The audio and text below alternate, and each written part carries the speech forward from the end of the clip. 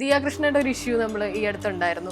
വിഷമം തോന്നുന്നൊരു കാര്യമാണ്. കാരണം ഒന്ന്, ആ കുട്ടിയുടെ ജീവിതത്തിൽ ആ കുട്ടി ഏറ്റവും സമാധാനം എക്സ്പീരിയൻസ് ചെയ്യേണ്ട സമയത്താണ് ഇത് നടക്കുന്നത്. അപ്പൊ ഒരു ലേഡി എന്ന രീതിയിൽ എനിക്കത് ഭയങ്കര വിഷമമായിട്ട് തോന്നി. അമിതമായി ആൾക്കാരെ കണ്ണടച്ച് വിശ്വസിക്കുന്നുണ്ടോ എന്ന ചിന്തകൾ പലർക്കും തോന്നിക്കാണും. ബിസിനസ് നടത്തുന്ന രീതികൾ കറക്റ്റായിട്ട് റെഗുലേറ്റ് ചെയ്യണം, ഇതിനൊരു സിസ്റ്റമാറ്റിക് ആക്കണം എന്ന് ചിന്തിച്ചവരുണ്ടാകാം.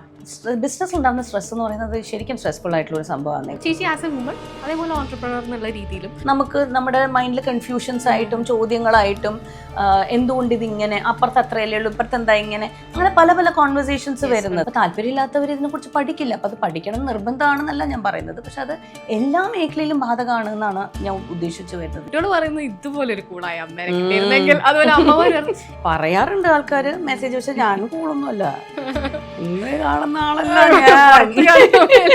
അല്ലെ, ഇപ്പൊ എനിക്കിപ്പോ 45 വയസ്സായി. ഞാൻ എന്റെ അമ്മയോട് എന്റെ കൂട്ടുകാരികളോട് പറയുന്ന കാര്യം ഈ പ്രായത്തിൽ ഞാൻ പറയില്ല. പറയേണ്ട കാര്യങ്ങൾ മാത്രമേ പറയൂ. എന്നേ പറഞ്ഞതല്ലേ, അമ്മ എങ്ങനെയാണെങ്കിൽ മകൾ എങ്ങനെയാണല്ലോ. എല്ലാം ഇങ്ങനെ നമ്മൾ വിചാരിക്കണ പോലെ തന്നെ നടക്കണം എന്ന് ബലം പിടിച്ച് പോവുക എന്ന് പറയുന്നതിന് ഭയങ്കര ഏറ്റവും ബുദ്ധിമുട്ടുള്ള കാര്യമാണ്. അവിടെയാണ് ഏറ്റവും കൂടുതൽ റെസിസ്റ്റൻസ് വരുന്നത്, ഏറ്റവും കൂടുതൽ സ്ട്രെസ് വരുന്നത് അവിടെയാണ്. എപ്പോഴും പേരൻസിനെ ഡിപ്പെൻഡ് ചെയ്യാൻ പറ്റില്ലല്ലോ. അവർക്ക് അവരുടേതായിട്ടുള്ള ലൈഫ് ഇല്ലേ, അവര് പ്രായം ചെന്നിരിക്കുന്നവരല്ലേ.